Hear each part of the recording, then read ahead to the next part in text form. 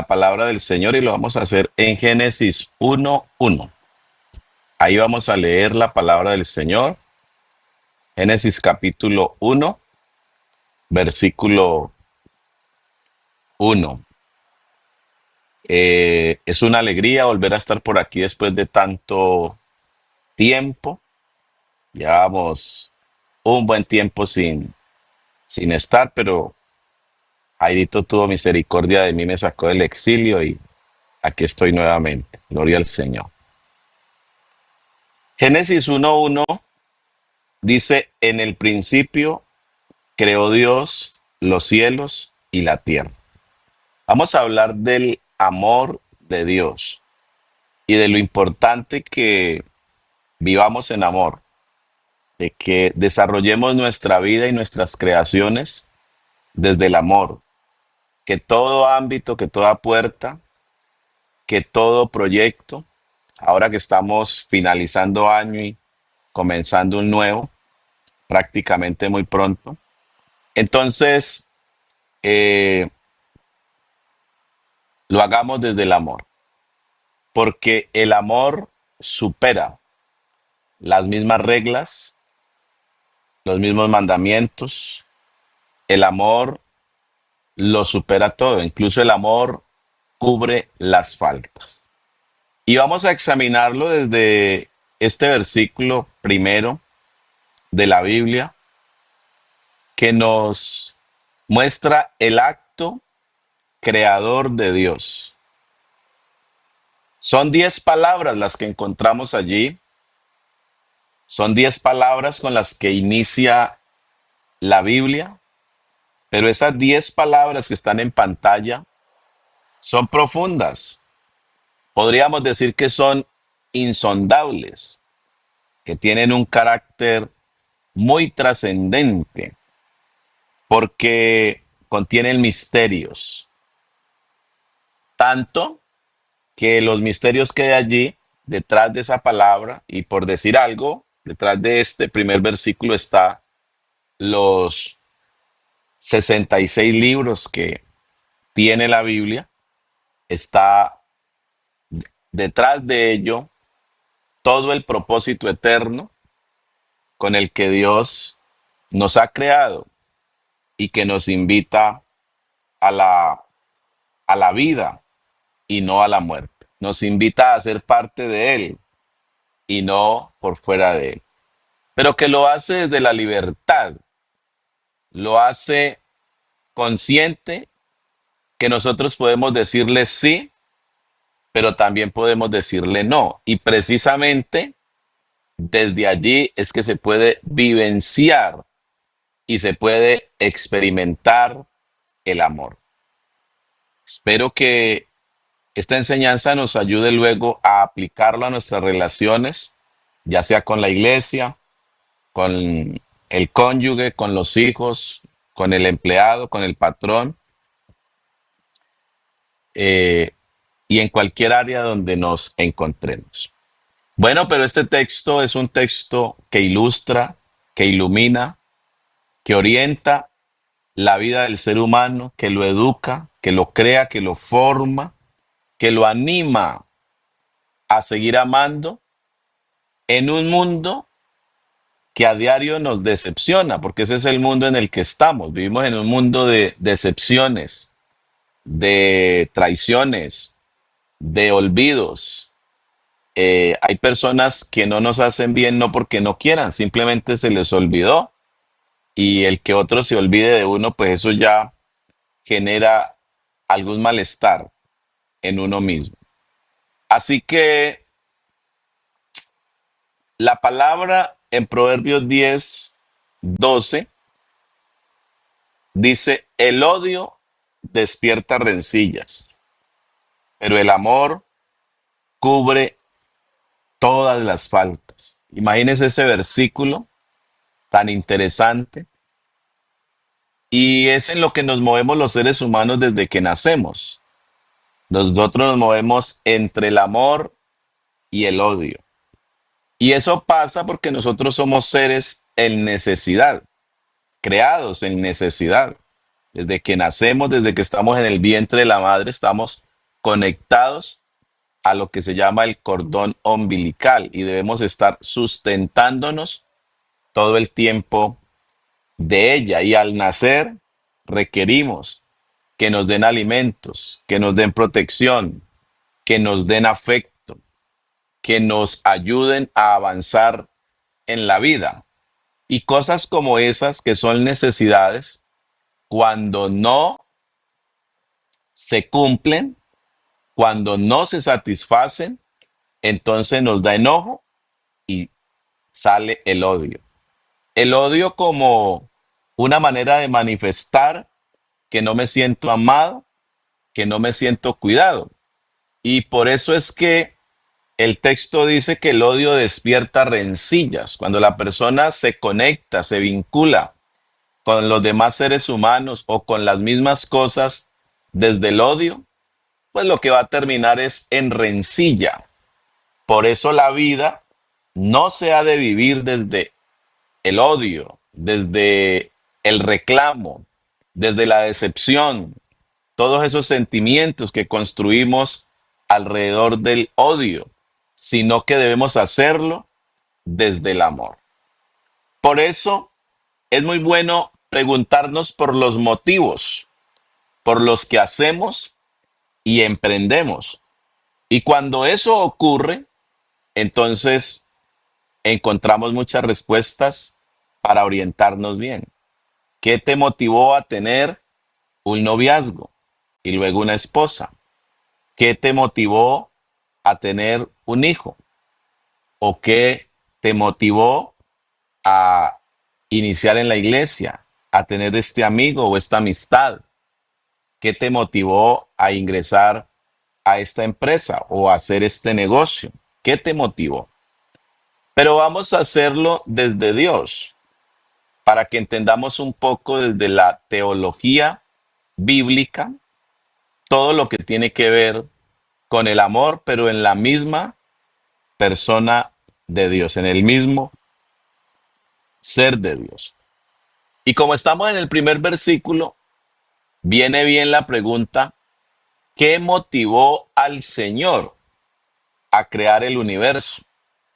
Y no solo el universo, porque creo que el universo mismo como tal, como roca, como espacio, como energía, que es el universo, como materia, no le ha creado a Dios realmente mucho problema, como si se lo ha creado los seres que Él ha creado a imagen y a semejanza de Él o muy cercanos a Él, como los ángeles también. Seres inteligentes y seres con una capacidad de decidir si lo hacen o no lo hacen, en esa libertad de decisión, con voluntad de responder, de decidir, de ir o de venir, de entrar o de salir. Esos seres que Dios crea con esa libertad de decisión, ¿qué lo motivó a hacerlo? ¿Cuál fue la razón por la que Él hizo estos seres? Y digamos entre ellos todo lo creado. ¿Qué lo motivó a Dios?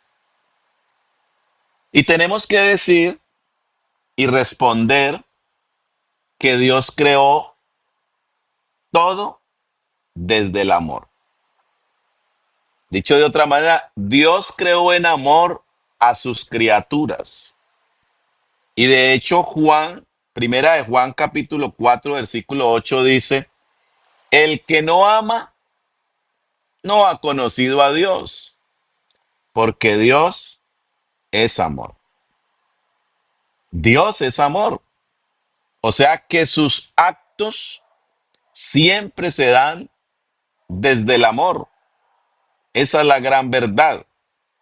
Pero al lado del Dios de amor, también podemos encontrar, o ahí mismo, en el Dios de amor, podemos encontrar también que Dios es eterno. Dios es la vida. Dios es perfecto. ¿Eso qué quiere decir? Que Dios se completa a sí mismo. Dios es perfecto en sí mismo y no necesita realmente de nada o de nadie para que lo complete.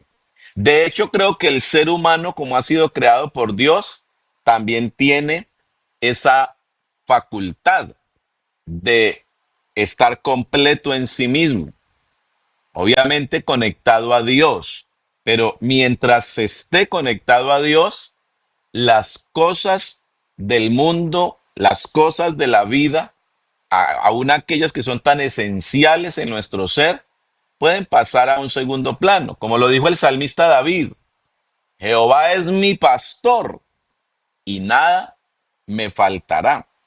Algunos entienden el versículo como que si el Señor está conmigo, yo lo voy a tener todo. Pero realmente lo que el salmista está diciendo es que si el Señor lo apacienta, es el que lo cuida, es el que lo protege, es el que lo guía, lo demás pasa a un segundo plano. Y él llega a decir, nada me va a faltar. Si tengo al Señor, estoy completo con él. Dios es eterno. Y en esa eternidad podemos decir que Dios es la vida. Porque eternidad y Dios, perdón, eternidad y vida son lo mismo. Claro que son lo mismo. Y eso lo vamos a encontrar en un texto tan interesante como Primera de Juan 1:2. Primera de Juan 1:2 nos dice que el paréntesis que tiene este versículo dice, porque la vida fue manifestada y la hemos visto. Dice, y testificamos y os anunciamos que la vida eterna, la cual estaba con el Padre y se nos manifestó. Así que hablar de eternidad, de que Dios es eterno, es hablar de que Dios es el Dios vivo, el Dios vida o el Dios de la vida, referido a nosotros.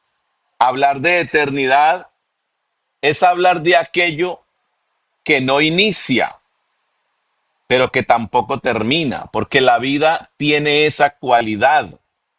Y este es Dios, que no ha iniciado, que no termina, porque la vida no muere, la vida eterna no muere, pero tampoco ha iniciado. Hablar de eternidad es ir más allá del origen mismo, es ir un poco más allá de Génesis 1:1, es hablar de lo que fundamenta todo. En la eternidad está el fundamento, porque la eternidad es Dios mismo. La Biblia habla del Dios eterno. Entonces la eternidad no es algo que asista a Dios, sino que la eternidad es Dios mismo. Dios mismo es la vida, Dios mismo es el ser, Dios mismo es el fundamento de todo. Hebreos dice, para que entendamos un poco el sentido de eternidad, Hebreos 7:3, dice, sin padre, sin madre, sin genealogía, que ni tiene principio de días ni fin de días. Así hay que hablar de Dios. Sin padre, y el padre es el que da origen. Sin madre, la madre es la que da origen.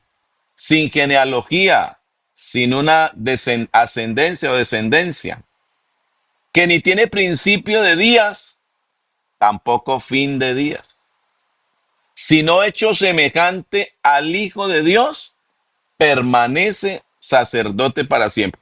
Es claro que aquí está hablando de Melquisedec, pero podemos ver las características de algo o de alguien que es indestructible, y en este caso, Dios. Así que Dios es lo primero. Dios es el archí o el arjí griego, el fundamento. Ellos hablaban del archí, de eso primero que fundamentaba todo. Y ese archí es Dios. Y si Dios es primero, entonces hubo un momento en ese mismo lapso de eternidad donde Dios está solo, donde no hay tiempo en la eternidad, donde no hay que contar días ni horas, porque no hay más que Dios. Solo es Dios. Él es la vida. Su ser como aquello que es, que si pasa el tiempo, si transcurre, Él sigue siendo el mismo. O si se piensa en Dios en el futuro, si pudiéramos hablar de una eternidad y otra eternidad, en 1000 eternidades, Dios seguirá siendo el mismo. La Biblia dice que en Él no hay sombra de variación. En el futuro Dios será el mismo que ha sido por siempre. Porque la vida está en ese estado de perfección. Dios está en ese estado de perfección. Recordemos Éxodo 3:14. Éxodo 3:14 dice, y respondiendo Dios a Moisés, le dijo, yo soy el que soy. Y dijo, así dirás a los hijos de Israel, yo soy, me envió a vosotros. Esta aserción de Dios para Moisés, estas palabras que él le dice, están conectadas a una pregunta que le hace Moisés. Y si me preguntan quién me envió, ¿qué les digo? ¿Sí? ¿Qué les digo? Si ellos me preguntaren cuál es su nombre, ¿qué les responderé? ¿Qué personalidad es? ¿Qué presencia es la que te está respaldando? ¿Sí? ¿Cuál es el carácter de este Dios? Y hay algo muy interesante en la respuesta. Y es que la respuesta es, yo soy el que soy. El hebreo permite traducir esta frase en pasado, presente y futuro. Y si se dijera en pasado, se diría, yo soy desde el presente, yo soy el que fui. Pero si se dijera en presente, yo soy el que soy. Y si se dijera en futuro, yo soy el que seré.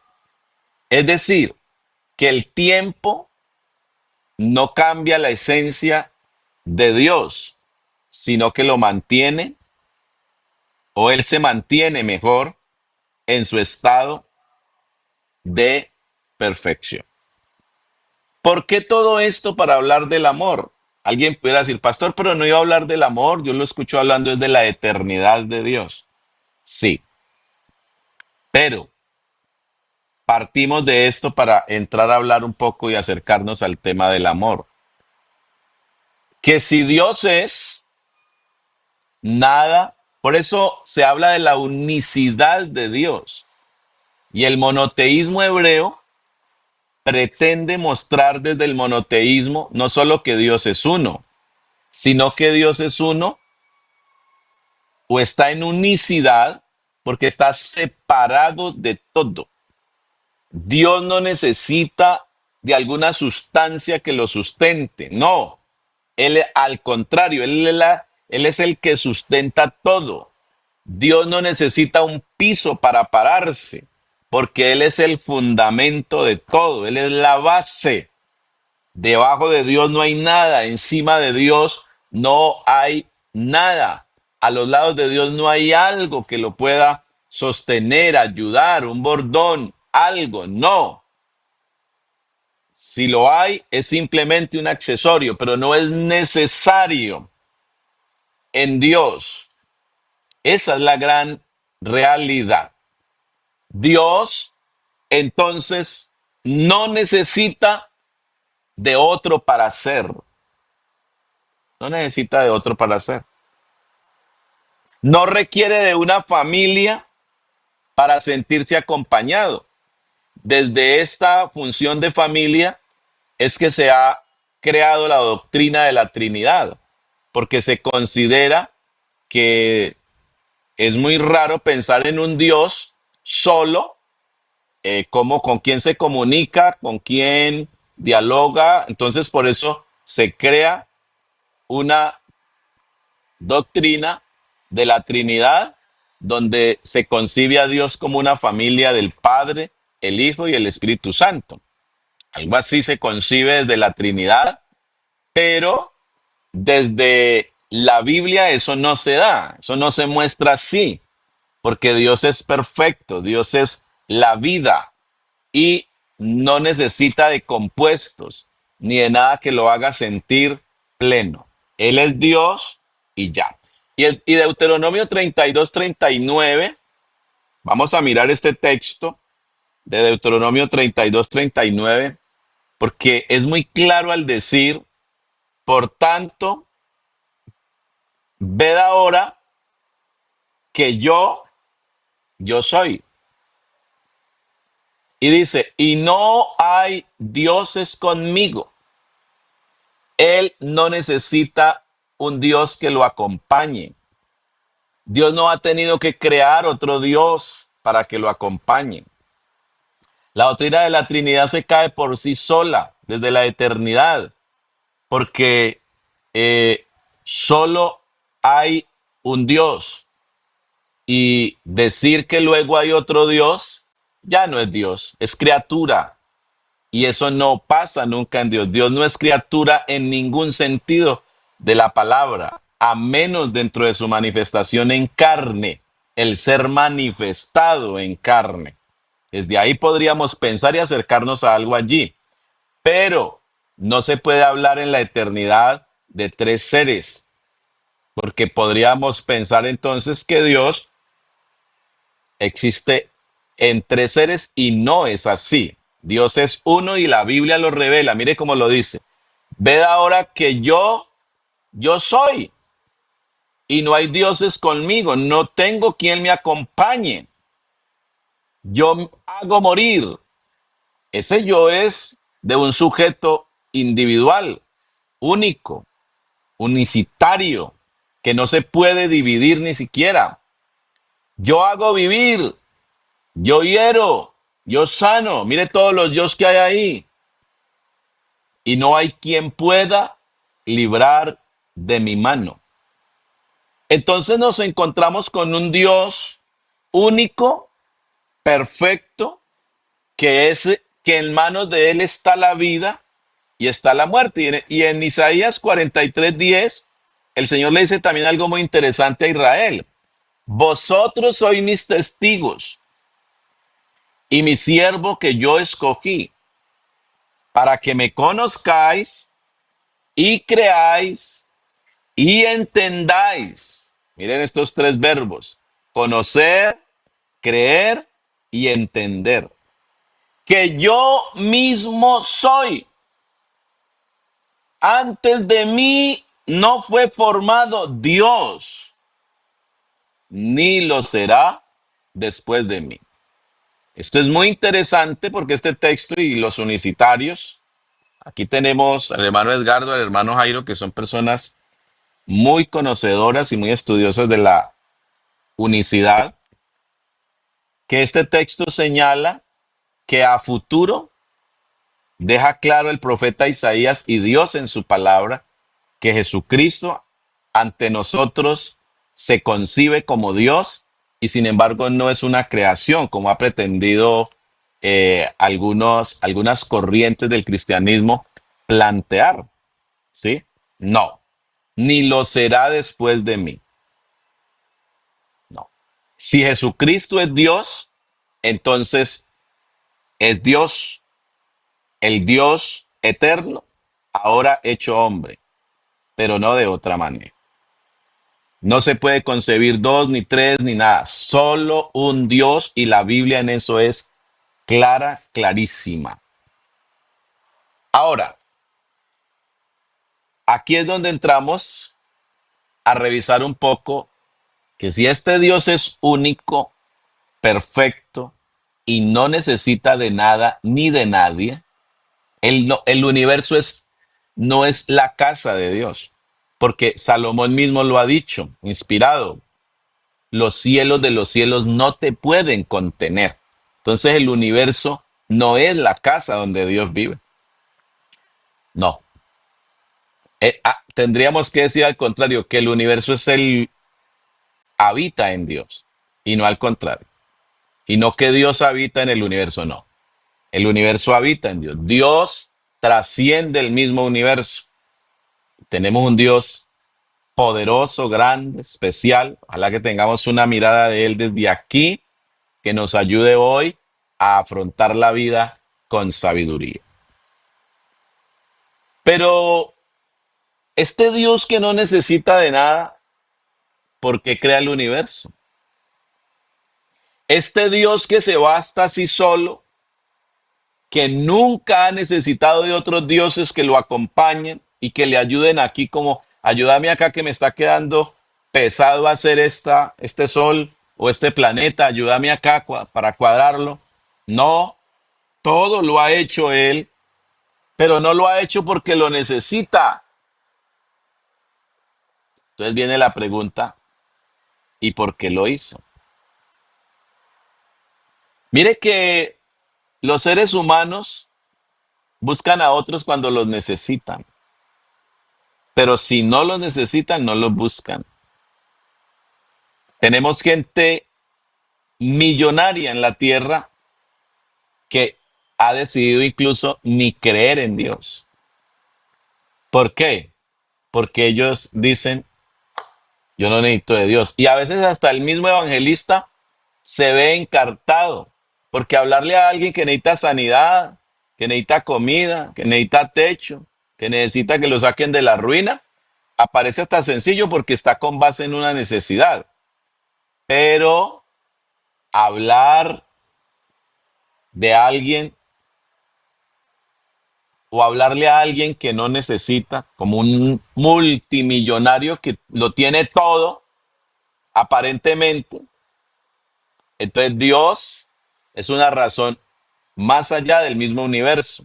Y no se trata de conectarnos con Dios o de amar a Dios o de que Dios se conecte con nosotros por lo que necesitamos, sino por lo que Él es y representa para nuestra propia vida. Ahora, ¿por qué Dios creó todo?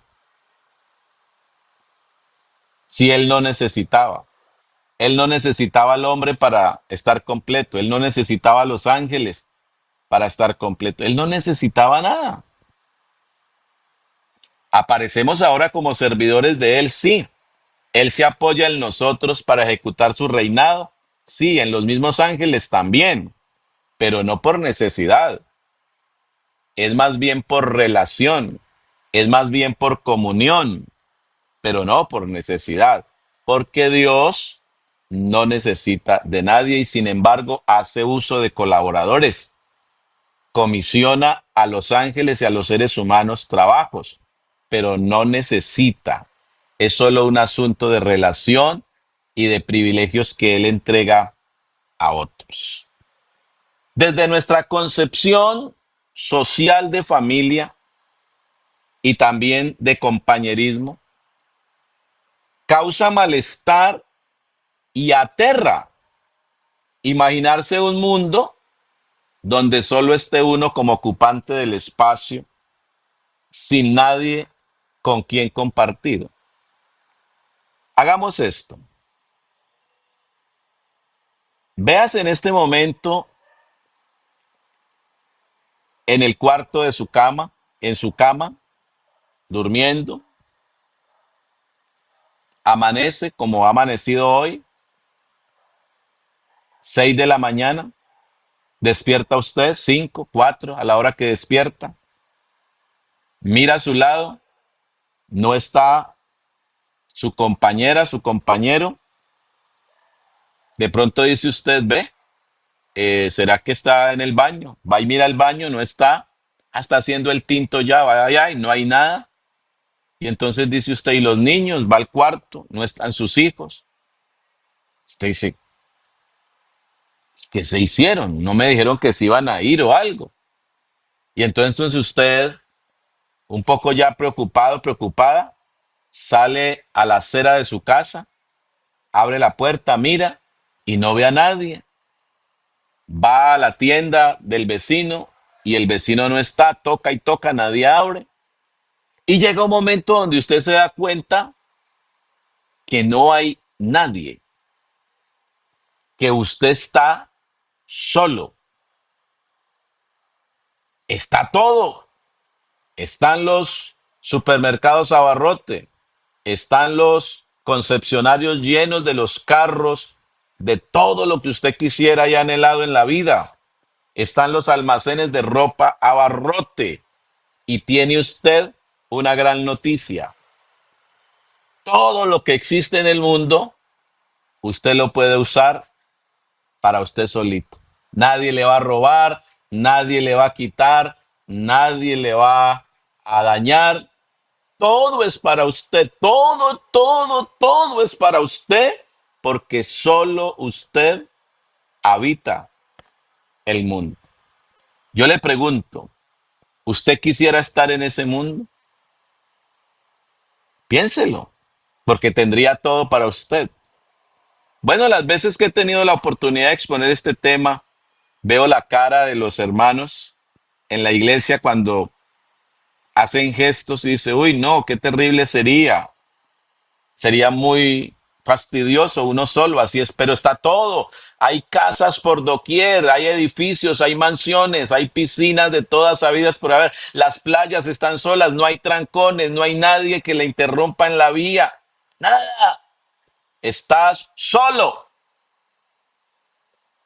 pero te das cuenta que no le da sentido las cosas del mundo ni lo que tienes.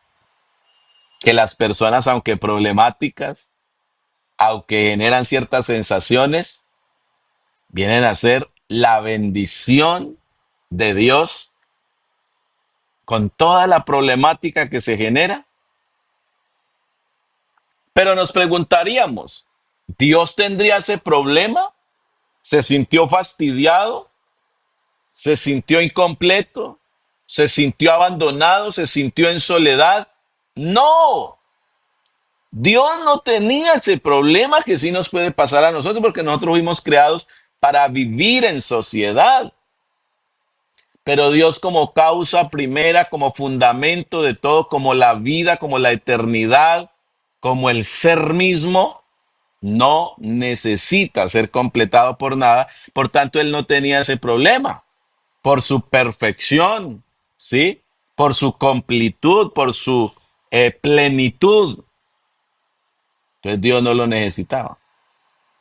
Usted, si se sintiera así de solo, como una película que vimos hace años del hombre que cayó en el mar, quedó en una isla solo y le tocó al menos crearse una pelota por allí, hacerle caras y luego dialogar para no enloquecerse y hacer muchas cosas porque requería de otro ser que estuviera con él y lo acompañara.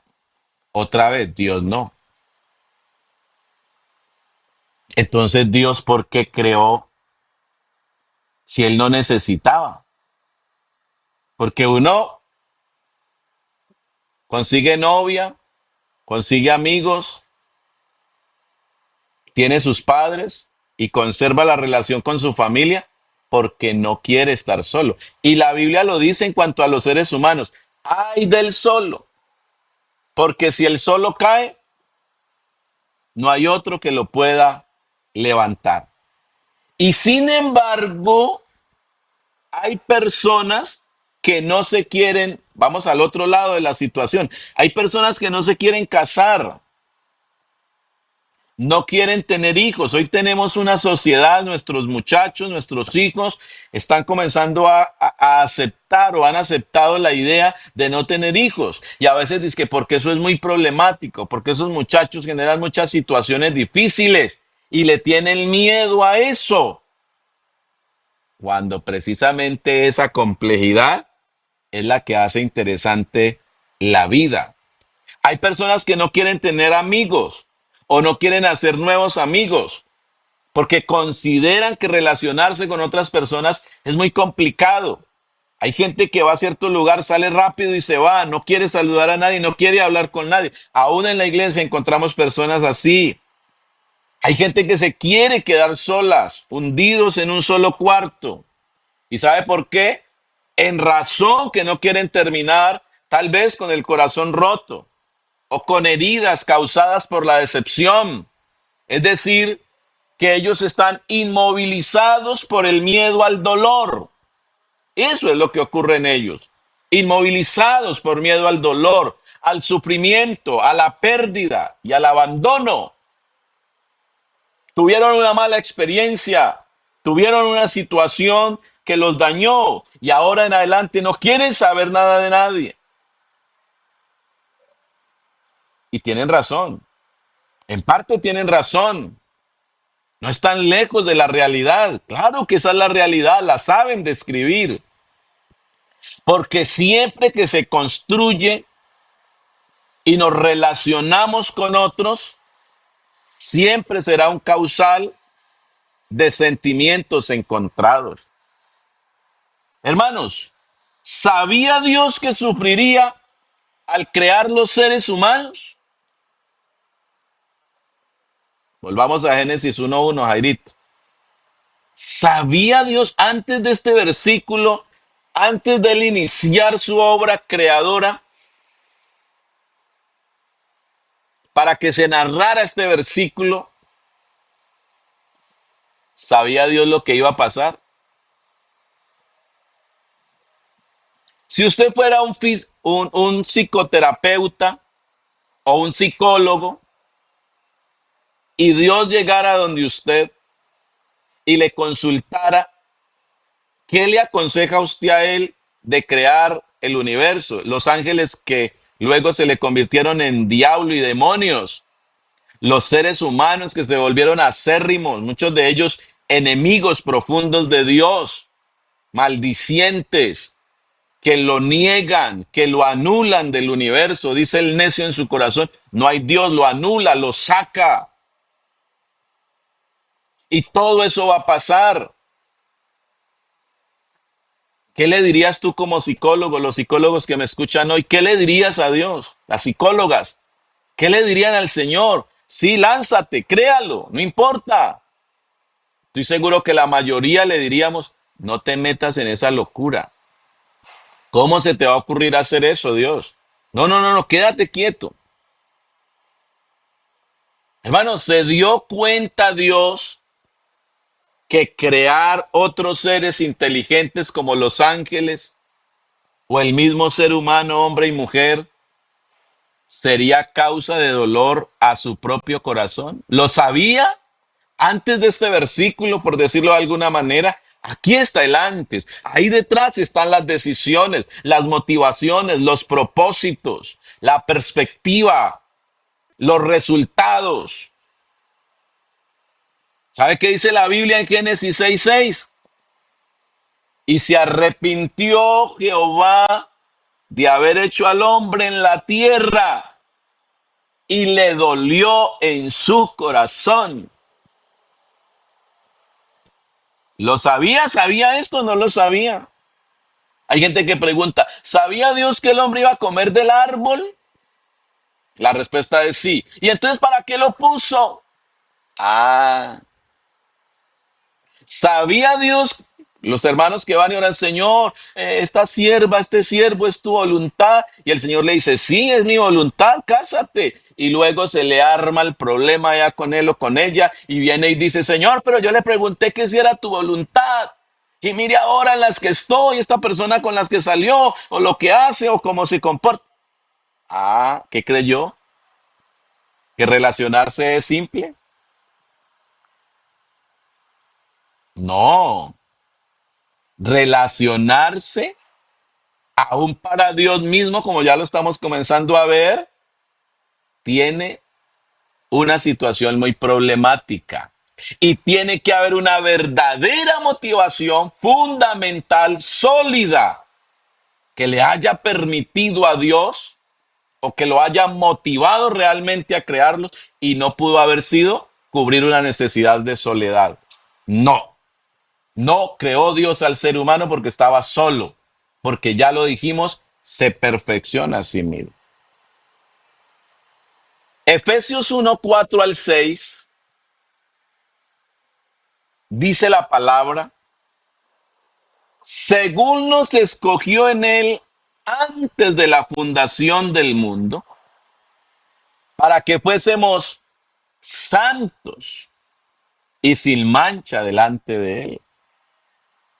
En amor, escuchen, en amor, habiéndonos predestinado para ser adoptados hijos suyos por medio de Jesucristo, según el puro afecto de su voluntad, para la alabanza de la gloria de su gracia, con la cual nos hizo aceptos en el amado.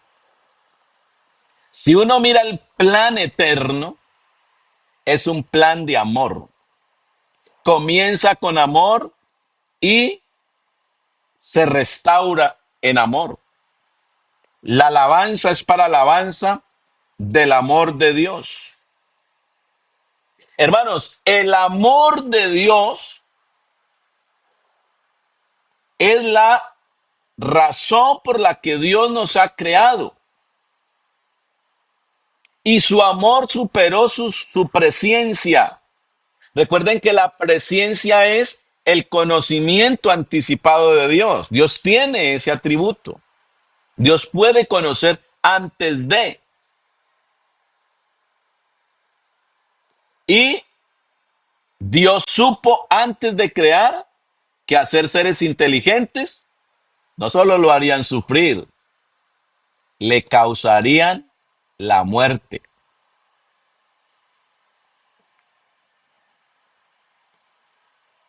Eso fue lo que pasó. Y ya lo sabemos. Podríamos pensar, ¿han escuchado el dicho? No hay peor ciego que el que no quiere ver. No podría decir, bueno, a Dios le pasó esto, ¿qué? Porque él lo estaba viendo todo, pero se lanzó. No le hizo caso al psicólogo, al psicoterapeuta, en el ejemplo que teníamos. No. Pero uno se hace la pregunta, Dios, ¿por qué complicarse la vida si usted estaba perfectamente bien? Hay esposos y hay esposas que cuando están en el problema, en la situación, o padres que cuando están en esa briega con sus hijos para ayudarlos, se hacen la pregunta, ¿yo por qué me metí en esto? Bueno, parece que Dios también en su momento lo ha hecho y se arrepintió el Señor de haber hecho, porque cuando estamos ya viviendo la situación, duele y el dolor nos hace muchas veces pensar en renunciar. Pero cuando se asume la vida desde el amor, se saca adelante de otro lado. Pero en Dios, ¿por qué irse en contra de sí mismo? Yo no sé, parece como irse en contra de sí mismo. Si estos lo van a injuriar, si estos lo van a insultar, si estos lo van a abandonar, si estos le van a hacer todo lo que le hacen, ¿por qué irse en contra de sí mismo y hacer seres angélicos que se convertirían en demonios o seres humanos que se convertirían en pecadores y en enemigos de él? ¿Por qué crear ese ser, ese universo fideísta del bien y del mal, de lo bueno y de lo malo? ¿Por qué? ¿Sí? Esos contrastes que ahora tenemos. ¿Por qué no quedarse con el único bien que existía en sí mismo en esos primeros momentos de la eternidad, si se puede hablar así, como para que lo entendamos? Cuando alguien ama perdidamente a otra persona al punto que llega a importar más el otro que él mismo, las personas suelen llamarlo mentecato, porque tiene la mente obtusa, mentecato, está capturada su mente, no ve, no escucha razones, como el enamorado que le dicen, te va a pegar, te va a abandonar, ese no te va a dar para esto, esa le va a salir con esta o con aquella, no me interesa, yo me quiero casar con ese o con ella. No le ponen lógica, sino que avanzan sin pesar. Ahora, no es que Dios sea un mentecato, no, claro que no. Él tenía su solidez, su lucidez. Él sí pensó bien, él lo pensó bien y supo que crearnos iría en detrimento de su propio ser, de su buen nombre, de su tranquilidad, de su propia vida. Y aún así decidió crearnos. Y Pablo dice, en amor, habiéndonos predestinado para ser adoptados hijos suyos por medio de Jesucristo, según el puro afecto de su voluntad. Terminemos aquí. ¿Te casarías si supieras que tu cónyuge 20 años después te abandonaría? ¿Cómo creó Dios al ser hermoso, lleno de luz, que sabía que luego se le convertiría en un diablo? ¿Quién perdió, Dios o perdió el que lo abandonó? ¿Saben algo? Dios es bueno. Jesús mismo lo dijo. Cuando el rico le dijo a Jesús, Maestro bueno, él le dijo, ¿por qué me llamas bueno? Solo hay uno bueno, Dios. Pero ¿sabe algo? Este ser bueno, misericordioso, fiel, bondadoso, ha sufrido más abandonos que cualquiera de nosotros. Es el ser más abandonado que ha habido en la historia de la humanidad y del mismo universo. Y él lo sabía y sin embargo nos creó. Dejo acá para el próximo mensaje. El amor va más allá del error. Otra vez, el amor va más allá del error. Dios les bendiga. Espero que el Señor les ayude y esta palabra en algo les edifique en su ser. Paz de Cristo para todos.